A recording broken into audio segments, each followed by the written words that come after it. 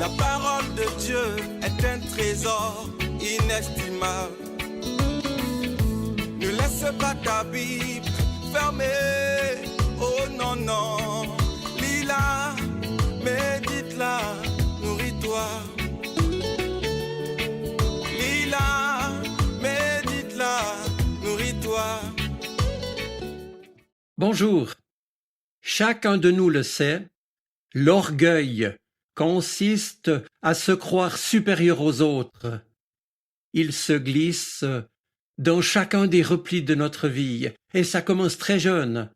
On se croit le plus fort, le plus intéressant, le plus rapide, le plus intelligent.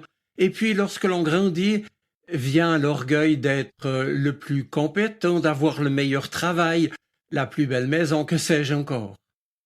Mais le pire apparaît avec l'orgueil spirituel, c'est-à-dire lorsque l'on en vient à penser détenir la vérité et que l'on juge les autres comme quantité négligeable. Cela dit, que s'est-il passé ce jour-là chez le chef religieux qui avait invité Jésus à manger? Nous ne le savons pas exactement, mais ce qu'on sait, c'est qu'en général, les invités les plus honorables arrivaient les derniers, et peut-être a-t-il fallu faire de la place, au dernier moment, pour un personnage de renom. En tout cas, un détail n'avait pas échappé à Jésus. Chacun, en arrivant, s'était dépêché de s'asseoir aux bonnes places, c'est-à-dire le plus près possible du maître de maison. Et Jésus lui aussi avait donc été invité. À cette occasion, il nous donne, non sans humour, deux petites paraboles pour évoquer l'humilité. Mais ici, j'attire votre attention. Leur enseignement le plus profond se trouve peut-être dans ce que ces paraboles ne disent pas. Mais relisons ce texte rapporté en Luc chapitre 14, les versets 7 à 14. Un jour de sabbat, Jésus était entré dans la maison d'un chef des pharisiens pour y prendre son repas, et d'autres pharisiens l'observaient. Jésus dit alors une parabole aux invités lorsqu'il remarqua comment ils choisissaient les premières places, et il leur dit: quand quelqu'un t'invite à des noces, ne va pas t'installer à la première place, de peur qu'il ait invité une autre personne plus considérée que toi. Parce qu'alors celui qui vous a invité viendra te dire: c'est de lui ta place, et à ce moment tu iras plein de honte prendre la dernière place. Au contraire, quand tu es invité, va te mettre à la dernière place. Alors, quand viendra celui qui t'a invité, il te dira: mon ami, viens plus près. Et ce sera pour toi un honneur aux yeux de tous ceux qui sont à table avec toi. En effet, quiconque s'élève sera abaissé, qui s'abaisse sera élevé. Et puis, Jésus disait aussi à celui qui l'avait invité: quand tu donnes un repas, n'invite pas tes amis, ni tes frères, ni tes parents, ni de riches voisins. Sinon, eux aussi te rendraient l'invitation, et ce serait pour toi comme un don en retour. Au contraire, quand tu donnes une réception, invite des pauvres, des estropiés, des boiteux, des aveugles. Heureux seras-tu, parce qu'ils n'ont rien à te donner en retour. Eh bien, cela te sera rendu à la résurrection des justes.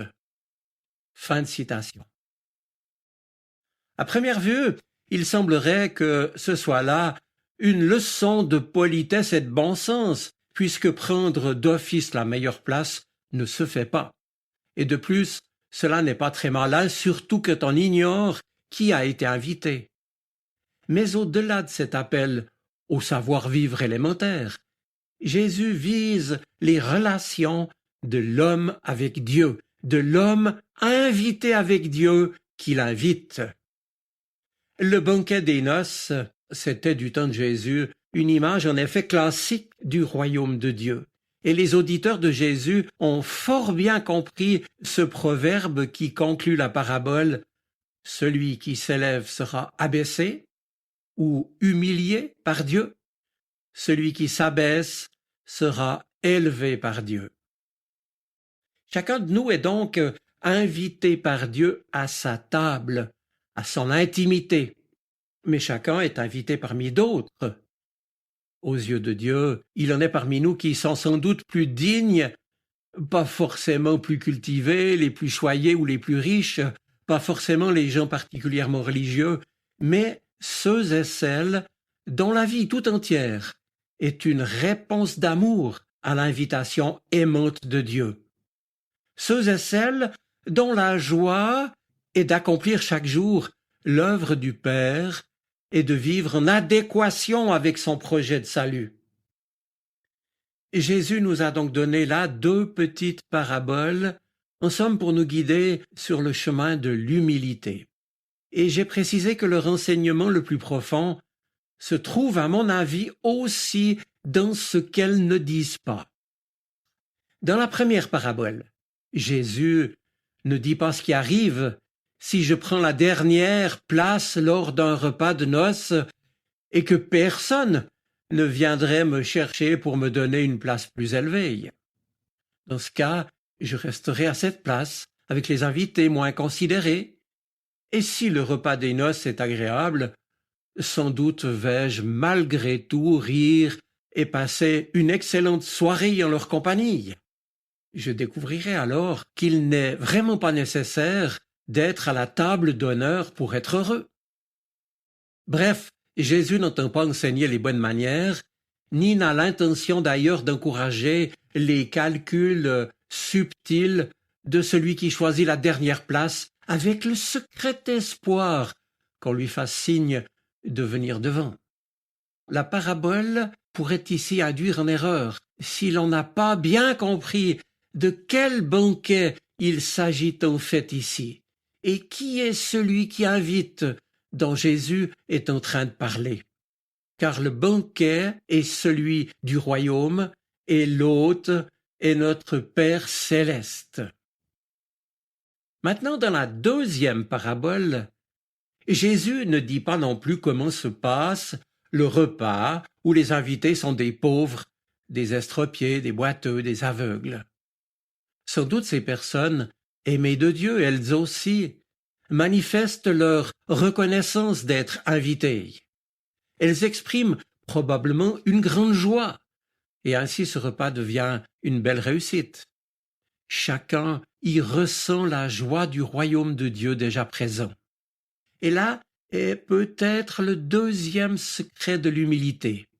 Partager sa vie avec les plus pauvres afin de se découvrir pauvre soi-même et avec eux pour former cet unique peuple de Dieu, pécheur, pardonné et transformé par l'amour de Dieu.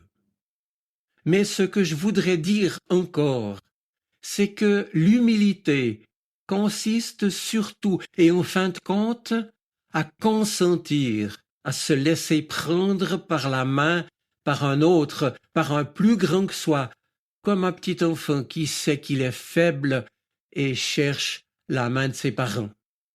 C'est dans la faiblesse que Dieu vient nous chercher. Il entre dans notre vie par notre faiblesse. Il est temps de conclure, mes amis.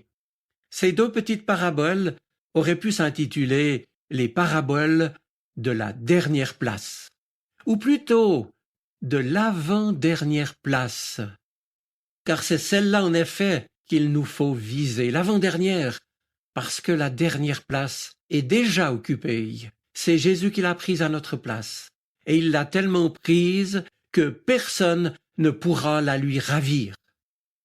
Je vous souhaite une bonne semaine. Soyez bénis. Amen. La parole de Dieu est un trésor inestimable. Ne laisse pas ta Bible fermée.